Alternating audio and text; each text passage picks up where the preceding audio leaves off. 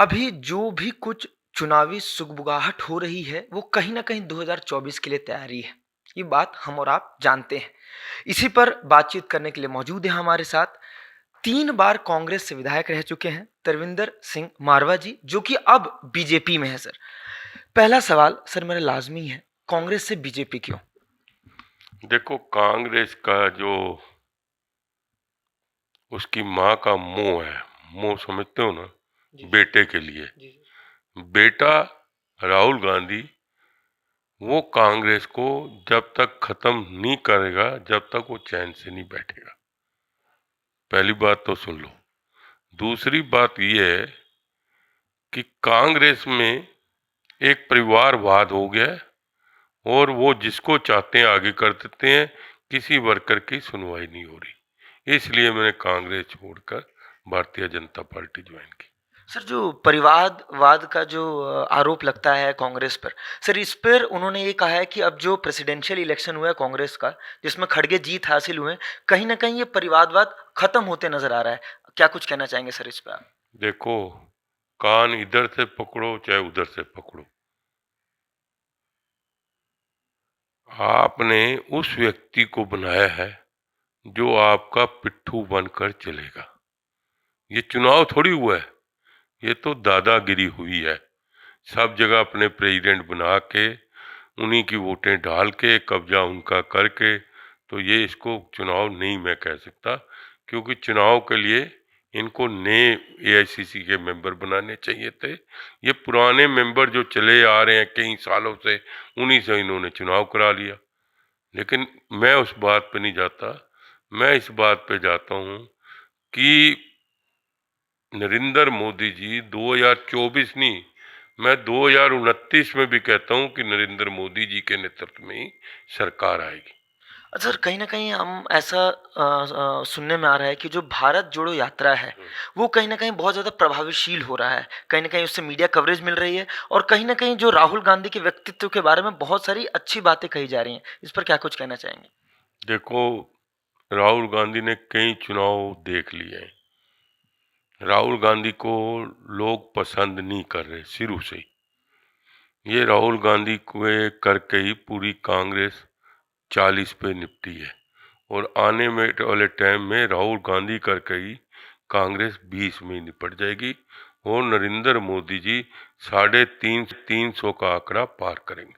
तो कहीं न कहीं 2024 में बीजेपी उसी की विजय रथ को विजय मैं दिलाएगी। कह रहा हूँ विजय रथ क्या, आप बताओ ना, सामने है कौन? है ही नहीं है कोई।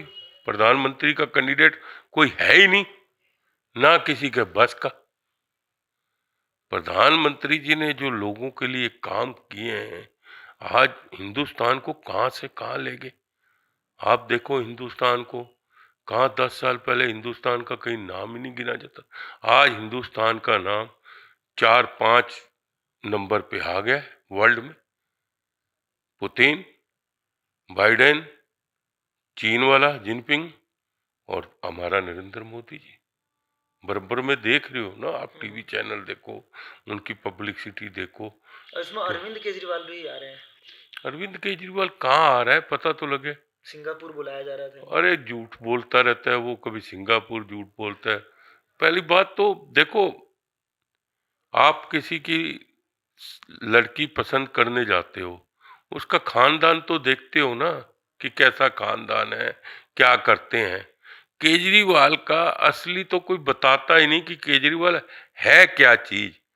केजरीवाल इनकम टैक्स में काम करता था, उसने इस्तीफा दे दिया। उसके बाद आरटीआई डालनी शुरू कर दी, लोगों को ब्लैकमेलिंग करता था। ब्लैकमेलिंग के बाद क्या हुआ, वो अन्ना के आंदोलन में चला गया। अन्ना के आंदोलन में क्या हुआ, अन्ना आंदोलन ईमानदार आदमी था, उसको ये बेईमान मिल गया। नौजवान अन्ना आंदोलन के साथ जुड़ गए, इसने उसको भी धोखा दे दिया, उसने खुद ही कहा है। और उसके बाद ये अपना लोगों को लोकपाल बिल कहाँ गया जी, जो बड़ी बड़ी बातें करता था। लोगों के खिलाफ एफआईआर मैंने करा दी, शीला दीक्षित के एफआईआर करा दी, क्यों नहीं गिरफ्तार किया इतने दिन से? किया उसने।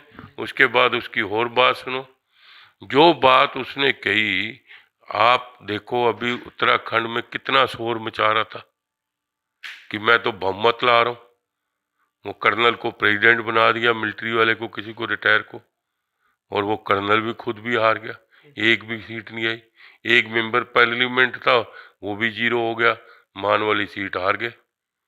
तो देखो तो सही कहाँ पर है, कहीं नजर आ रहा है? ये ऐसे ही शोर मचाता है। विज्ञापन पंजाब वाले से रोज विज्ञापन निकाल रहे हैं, रोज आप देखो विज्ञापन बड़े बड़े आ रहे हैं, विज्ञापन से सरकार चला रहे हैं।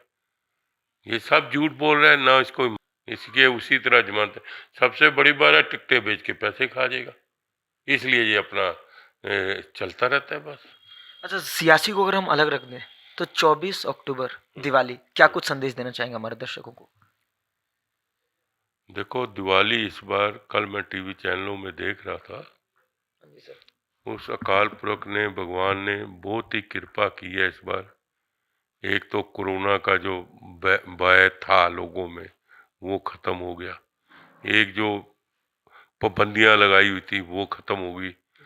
इस बार बता रहे हैं कि पहले से 25% और ज्यादा बाजार में, मार्केट में दिवाली मनाई जा रही है, और दुकानदार, उनकी सेल 25% बढ़ रही है।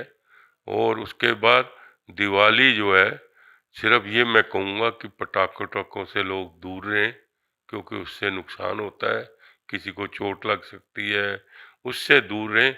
दिवाली मनाएं, मंदिरों में जाएं, गुरुद्वारों में जाएं, जहाँ वो मोमबत्तियां जलाएं, वो अपना दीवे जलाएं, जिससे कि, और समाज में आपस में मिठाई बांटें, आपस में प्यार बढ़ाएं।